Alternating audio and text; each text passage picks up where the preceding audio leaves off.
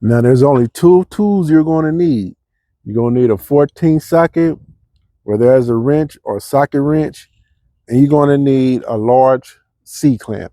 And this is just for pushing that caliper back in once you get it off. And you might need a flathead screwdriver to pry the brakes away, but we'll cross that bridge once we get there. But these are the two main tools you will need: your socket wrench, 14 millimeter, and your C-clamp, a large C-clamp. How to change the front brakes on a Chevy 2018 Malibu. First of all, that wheel got to come off, so let's get into it. And how do you know it's your front brakes? Good 9 times out of 10, it's your front brakes. That's where all your stopping power is. Your back brakes hardly do a little stopping at all. A lot of people don't know that. And 9 times out of 10, before you ever change your back brakes, you're going to probably change your front brakes 2 or maybe 3 times before you even touch the back brakes. So once the back brakes got to be changed, you'll know it because the front brakes already been done. Let's get into it and I'll show you how you can tell the difference.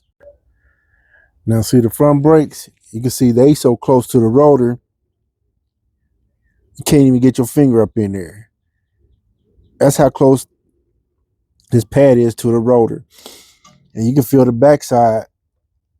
Same going on with the backside over there. The backside of that front. Now the back brakes, check it out. See down up in there?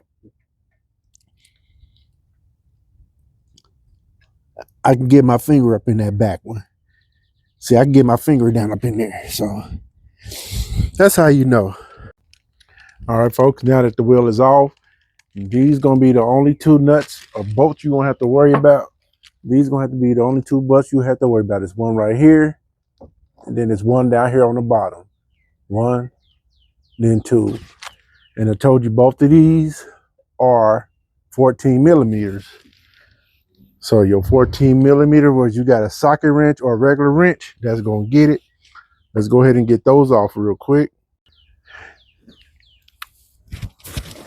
And remember the rule for righty tighty, lefty loosey, which means if you go that way, always look at the top of your wrench. When you're going that way, see that's where the tension is. That's gonna loosen it. Lefty loosey, righty tighty. Don't ever go off the bottom. That's where a lot of people get confused. Another part where people get confused, you got a bolt like that away from you. So that's going to be quite the opposite. But if you got a socket wrench, you already got that set to where you need it. All you got to do is go at the tension is at. Because see, right now, it's got me going to the right to loosen it. I mean, going to the right to loosen it, yeah. But it's not actually going to the right. It's just facing away from me instead of towards me, if you understand that. But let me go ahead and show y'all what I'm talking about real quick. See? Now I'm going to show y'all another little cheat real quick.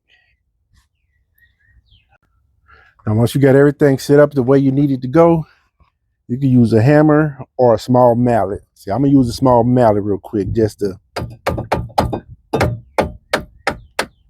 see. Got that broken right there just like that. And you're going to do the same for the bottom. Once you got those broken, make sure you stick them somewhere where you can get them and don't lose them. But just a small, simple little bolt just like this.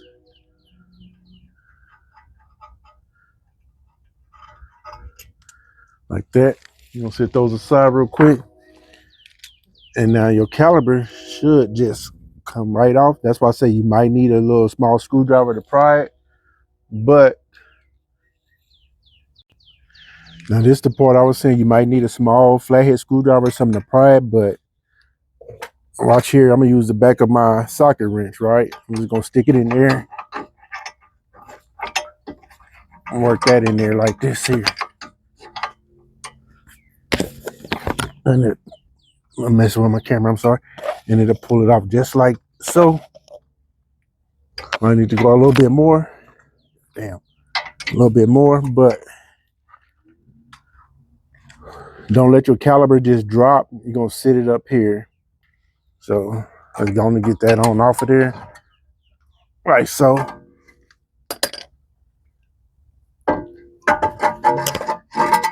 and just rest it on top like that right there.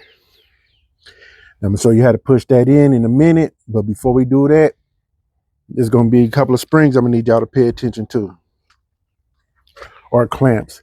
These right here, you want to pay attention to how they're in there, and don't mess them up and yank them out, because they're just some little spring clamps. You just put them in there like pow, they go right in just like that. Make sure you don't lose those when you're taking them out, and just remember how you took them off. They go back in the same way. All right, now it's time to take the pads off, and they should just come right on off. Just like so. And there it is. They was real close. They was making that little noise, so they're due to be changed. So let's get the other one off in the back here. It's gonna come off the same way. And I dropped it, but that's okay. And there my two pads are. And this one right here, as you can see, was the one alerted me that the brakes need changed. If you can see that, you can see how that's slightly rising above the pad on the sides right here. And that's just to let you know that it's time to change them before they get too bad. And see how that's flush with it, and you can hear it at some stops you can't. You can hear it when you turn sometime, and sometimes you can't. But once you hear it, that is your indicator to let you know them brakes need change. And I showed you how to tell to find out which wheel it is, or was it the fronts or the backs. You never do one side or the other. It's either the front or the backs, and I just showed you how to do that. Now your new pads are going to go on just as easy as they came off. Just remember, this one right here with the time to change indicator is going on the back side of the rotor when you put them back on.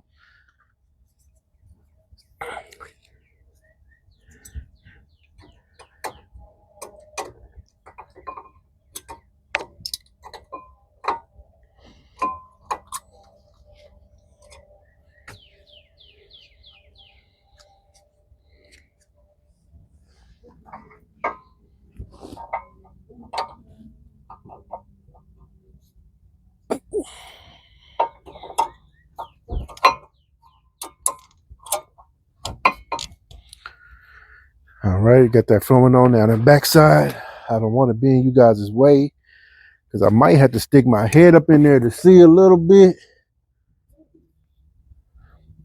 But they're gonna go on the same way they came off.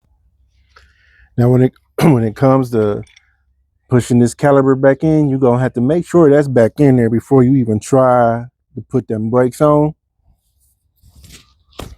And the best way to do that is, for one, use that old brake.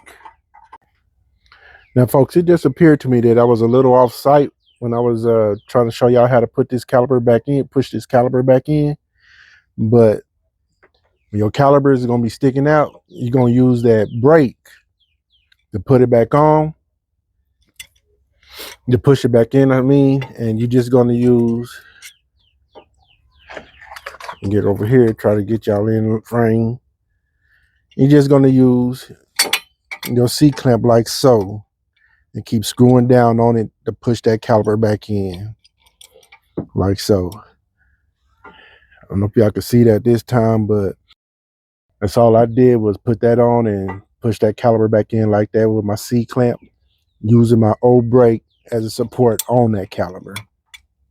I think I was out of line, out of frame the first time. And just remember, before you slap this back on,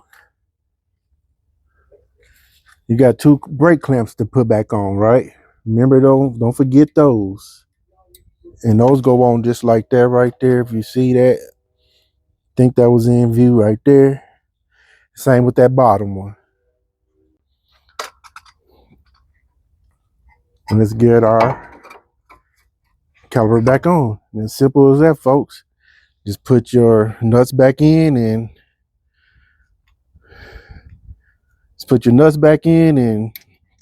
you're done here.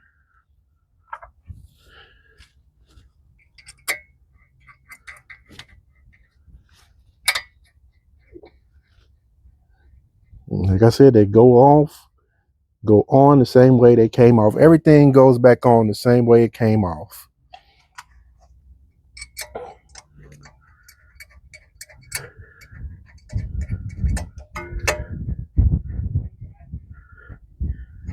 And that's it. Your brakes are done, y'all.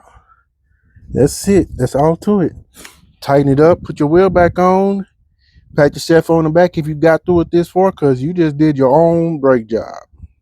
Congratulations.